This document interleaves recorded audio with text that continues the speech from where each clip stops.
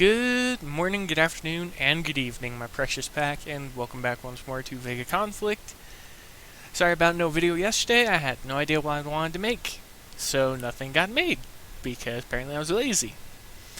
However, during the middle of the day, there was something that came up, and the minimum version push happened, and we now can see the vector and stuff like that, and it won't be available for another 2 weeks, roughly, actually, give or take a few days. But I figured I wanted to get something out before I crawled into bed today, so let's go ahead and let's take a look at the vector and theorize about it just a little bit.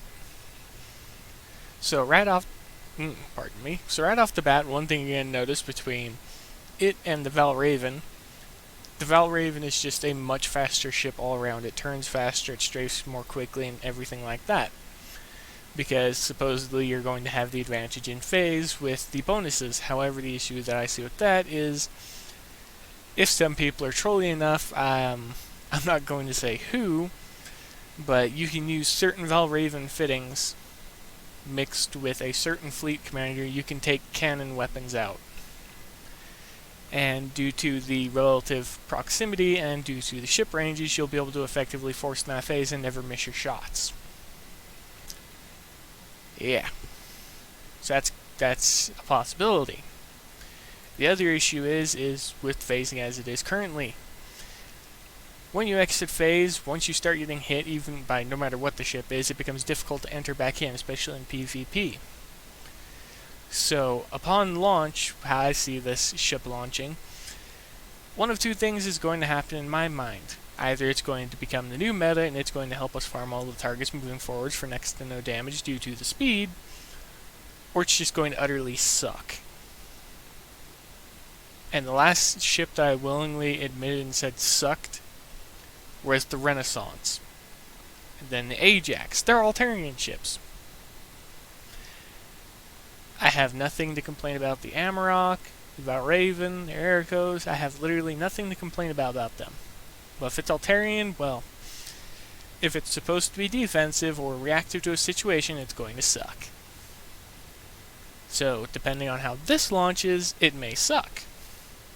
However, it has the same base boosts, the same basic boosts and modifiers that the Valraven has. Weapon speed, things like that. One thing it does have more of, it has a higher weapon mass reduction. Now, I don't know what the slots are going to be like at all. However, if they're anything like the Valraven, you're going to have 2 defense slots in Mark 1, 3 at Mark 2, and then 5 weapon slots at Elite. No, 4 weapon slots at Elite. And it'll have the twin firing arcs. That's about all I know based on the fitting. And that's, again, theorizing it based off of the Valraven. We won't know until we see it in the game. Well, until we see the fitting in the game. Other than that, speed's the same, everything is the same. It's limited to the weapons and stuff like that. Phase space, everything like that it does. And then it has the fracture. As the vector exits phase space, this is basically the bonus for exiting phase. It fires a high velocity plasma round at 5,000 meters per second. That isn't half bad. It'll take it under 2 seconds to reach the maximum distance that the projectile can travel. However, in that time, it can still miss, and it does 25% increased health damage. So if you can actually strip the defense off of a ship, and it exits phase, it'll actually be able to hit them even harder. Oh, and it also ricochets. And it has a 360-degree ricochet angle. And it has a range of 4,000 meters, but it has an acquisition range of 3,500 meters. And it can ricochet 3 times. So it can hit the initial target and then ricochet twice. It can ricochet twice per target, so theoretically if the target is clustered up, such as the 140 or 150 targets, such as the Ogres, theoretically you'd be able to get a mass chain going, and you'd be able to bounce through them an extremely large number of times with this virtually never-ending shot, and it has a 100% damage modifier, so it doesn't lose damage per bounce. However, due to how ricocheting works, it's not always going to be a guaranteed hit. If it's a fast-moving target, they'll be able to move out of the way, and the ricochet will just harmlessly fly away. But other than that, it also gives ablative suppression of 50%. Okay, well that's completely irrelevant, because if you're out of phase and you're already taking damage directly to the hull, even if you reduce the ablative suppression by 50% with that single shot, if it hits, you're still going to be losing your health at a rate that they're not, because they're still going to be regenerating, period. And if there's one thing that I've learned about the Umbral, is that even if they have 10% regeneration, they'll be able to maintain that fairly well, just because of how high the damage values in the game have become. Other than that, it doesn't have much else. So, I mean, it's got a built-in weapon by default, but, I mean, what's that going to do for it at the end of the day? Damage over time details, basically the exact same as all other ships of the class. Nope, just a little bit higher.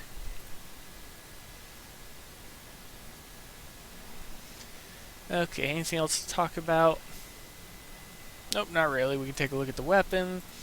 The Astral Driver, I don't think I'm really going to be using it at all with the ship because, well, Nova Driver thus far has been proven to be extremely good, and if there's anything we know about piercing driver weapons, it's that they're not always the most entertaining, they're not always the best.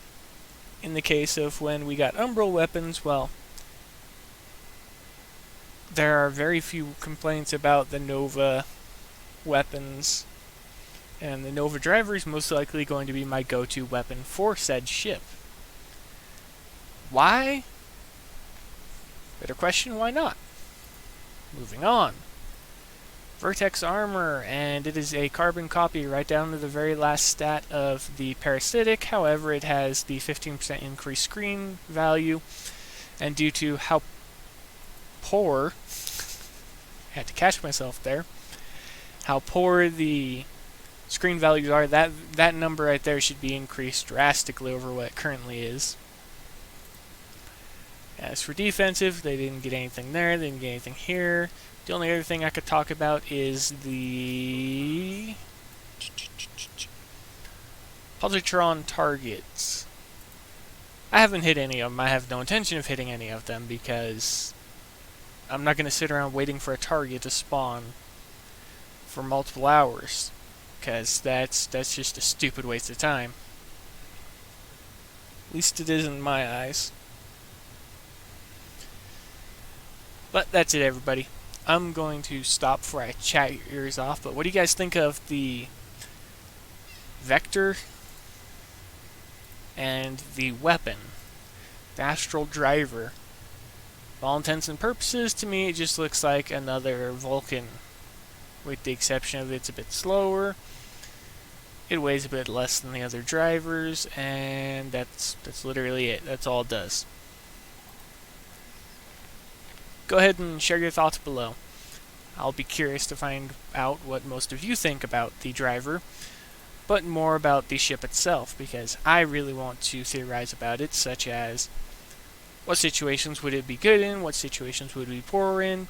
One thing we do know is that the tail is animated. This back portion here, is, if I'm not mistaken, is supposed to spin and rotate behind the ship as it moves. So that's going to be pretty cool. Most of the Pharmakon ships lately, their animations have been pretty nice. Can't wait to see what their Dreadnought's going to be. But that's it, everybody. Go ahead and share your thoughts below on the Vector, and let's go ahead and let's see what we can theorize as to whether it will be good upon launch or if it will just be a utter joke. But be safe out there, my pack. Happy hunting, and as always, I'll see you later.